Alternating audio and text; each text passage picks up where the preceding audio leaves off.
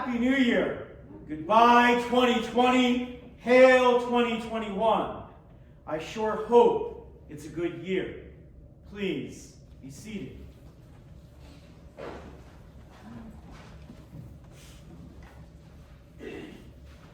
Our gospel reading fast forwards a bit this morning.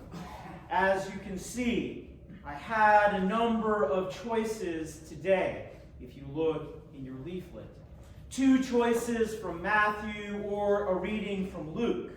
It seems that all the readings take us a bit beyond the visit of the wise men. The Lukean passage brings us to a 12-year-old Jesus. The other Matthew passage will be read on Wednesday, on the evening of the Epiphany, at 6 p.m. Yes, we will have a service then, Holy Eucharist. It appears that we are not going to have the ecumenical 12th night service this year. Yet, the day of Epiphany is far too important to fail to commemorate. So invite your friends if they wish to come. I will try to keep the hymns easy. Now that I have announced our upcoming service, let's get back to the sermon. There is a lot to glean from this week's readings. First and foremost, for me anyway, is the message that God is in control. Earthly rulers will come and go, whether it's the tyrant Herod, the tyrant Archelaus, whether it is scriptural demand that the Messiah be born in Bethlehem, be called a Nazarene, or come out of Egypt. God is in control. As the saying goes, it's all been done before. The situation right now is no worse than it ever has been. Yes, COVID remains scary. It can fill hospital beds. The Viking raids of 1,000 years ago were scary too. So also Attila the Hun's invasion of Italy in 452. I bet people were also afraid as Rome invaded Jerusalem soon after Christ's death. Jesus' life was no different than any of our lives. From the beginning, there was trouble. I spoke briefly about Herod during Holy Innocents a few days ago. In that homily, I mentioned that Herod was obsessed with power and killed one of his sons out of fear of losing his power. That statement was correct, but upon further examination, there is more. The tyrant Herod killed not one of his sons, but 3. He also left instructions that his wife be killed if he did not return from a dangerous trip, as he could not bear someone else having her. Apparently, he didn't care much about having her either, since he later had her placed on trial and executed after his sister convinced him that his wife was plotting against him. In short, if you think we have awful leaders, you might be right, yet I am pretty sure we do not have Herodian leaders. There is, it seems, much to fear in this world. I love to quote murder hornets, since they seem so ridiculous. Please don't take that as meaning that I do not believe that murder hornets exist. I am quite sure they do, but the name is designed to play on our fears. As we begin a new year, let us try to be just a little less afraid. Actually, in asking for a less fearful stance, I sort of feel that I'm preaching to the choir. And since we don't actually have a choir here, that must mean that I'm preaching to the parish. If there is one thing that this parish demonstrated in 2020, it is courage. In starting to prepare the parochial report, it has been evident that this parish did not cower fearfully as the fearmongers demanded that life stop. Some might deflect the compliment off, attempting to say, oh, well, we just did what our pastor told us to do.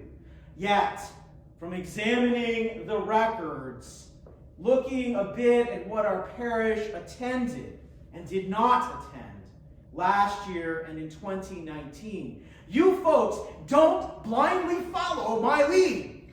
Thank God Tammy is thinking. They are far smarter than that. No, there were many silly ideas that Tammy probably warned me about, that you guys simply did not show up for. Ranking high among those silly ideas were morning and evening prayer during Christmastide. Our 2019 numbers showed that I was quite happy worshiping alone on the mornings after Christmas last year. If you, as a parish, rank safety over sacraments, my attempts to provide Eucharist from reserve would have been woefully unattended. So again, if you, as a parish, were too scared to come out of your homes, I would have never had to schedule 4 services when we were finally able to open up at a capacity of 10. We have been prudent. We have listened to the Holy Spirit, reducing the amount of contact with the Eucharist, wearing masks as the bishop has ordered, reducing the frequency of our blessed brunch. I do miss the brunches, however. So we have not run headlong after whatever we desire. We have listened, inquired, changed things a bit here and there. We've allowed things to get a little disrupted to ensure that we can continue to worship together. Let me just say thank you. I probably don't say that enough. I probably tend toward exhortive sermons, but hey, you guys deserve a thank you once in a while. Fear not, I am sure I will find some fire and brimstone for next week. But for now, thanks. Our measured response to all the hype that is going on out there is precisely what we see in the gospel this morning. God is in control. The world is scary. Things do need to change. But did I mention that God is in control? Of course I did. This is a transcript sermon. And I can see that I have now said God is in control several times now. That God is in control does not mean that there are no concerns. The angels told both Mary and Joseph, do not be afraid. They listened. They did as they were instructed. The Messiah was born, but there still were concerns. A tyrant was still king of the Jews, as Herod was called. And there was still a threat to the Christ child. God was and is in control. The situation was all in God's hands. But there were still actions that needed to be taken. After the wise men left, an angel was appointed to Joseph in a dream and told him to get up and flee to Egypt. Now, I don't know about your family, but in my family, my girls, Tammy most especially, don't like to flee from one town and head out to another one. Although we did that every 1 to 3 years, and we had movers, come to move our stuff. Moving was a first-class pain, especially since we had to fly in economy class. Yeah, that was funny. But I am quite sure that moving for Mary and Joseph was harder. Wherever we went, I had a job. We had a school somewhere as soon as we found it. We had a community. We were still sponsored by the United States government. Things were not quite so easy for Mary and Joseph, however. There were probably some people who, like some in our country, weren't too keen about having foreigners come on by to downtown Cairo. And, no doubt, finding a job would have been hard. But there were things for Mary and Joseph to do, and there was that rather urgent message from an angel. So off they went to Egypt, of all places. Finally, 2021 arrived and COVID was over. Sorry, wrong story. And the Holy Family is able to move back to their hometown. Thus, when Herod died, an angel returned to Joseph and told them to return to Israel. But terrors did not end there. As the Holy Family was on their way back home, they realized that another tyrant had taken over.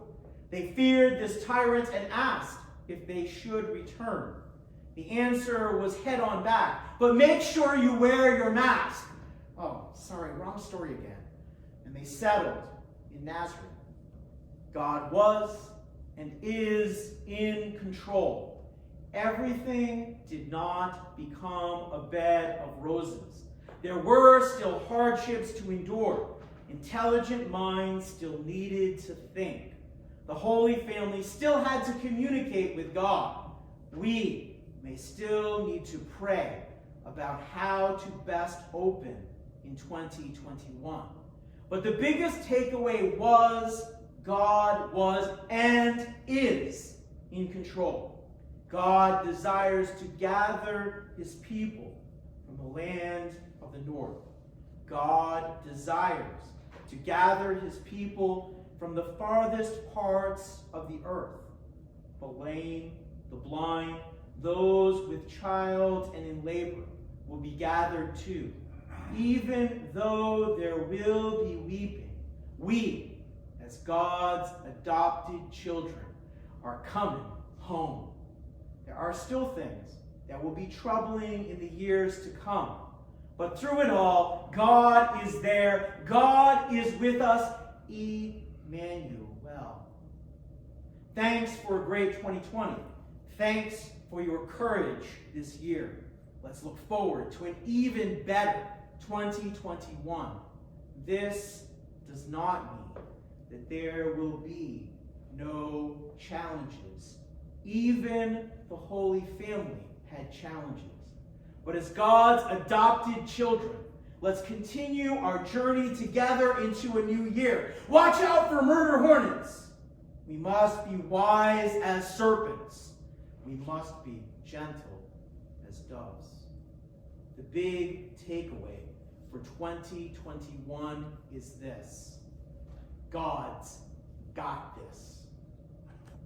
In the name of the Father, and of the Son, and of the Holy Spirit. Amen. Amen.